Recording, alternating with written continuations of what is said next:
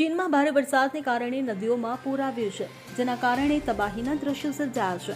ચીનમાં ગુઇઝોઉ પ્રાંતના રોંગજિયાંગમાં દુલિયુ નદીમાં આવેલા તાજેતરના પૂરને આ વિસ્તારમાં અત્યાર સુધીના સૌથી વિનાશક પૂરમાંનું એક ગણવામાં આવે છે. દુલિયુ નદીનું પાણીનું સ્તર સામાન્ય કરતાં 11 મીટર ઉપર ચડી ગયું અને પાણીનો પ્રવાહ પ્રતિ સેકન્ડ 11,400 ઘન મીટરની રેકોર્ડ ઝડપે પહોંચ્યો. આ નદીના ઇતિહાસમાં નોંધાયેલું સૌથી ઊંચું પૂરનું સ્તર છે. પૂરે રોંગજિયાંગના ઘણા ભાગોને પાણીમાં ડૂબાડી દીધા છે, જેમાં રસ્તાઓ, ઘરો અને મોલ જેવા વ્યાપારી સ્થળોનો સમાવેશ થાય છે.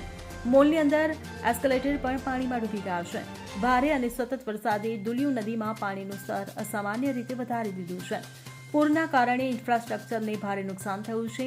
પૂરને કારણે રસ્તાઓ ધોવાઈ ગયા છે, પુલ તૂટી ગયા અને ભૂસ્ખલનની ઘટનાઓ નોંધાઈ છે. આનાથી વિસ્તારમાં ટ્રાફિક અને સંચાર વ્યવસ્થા ખરાબ રીતે પ્રભાવિત થઈ છે. પૂરના કારણે લોકોનું જનજીવન પણ અસ્તવ્યસ્ત થઈ ગયું છે. ઘણા ઘરો અને દુકાનો પાણીમાં ડૂબી ગયા, જેનાથી લોકોને સુરક્ષિત સ્થળોએ ખસેડવા પડ્યા. મોલ જેવા જાહેર સ્થળોમાં પણ પાણી ભરાઈ ગયું, જેનાથી સામાન્ય પ્રવૃત્તિઓ ઠપ થઈ ગઈ છે. Bureau report CN24 news.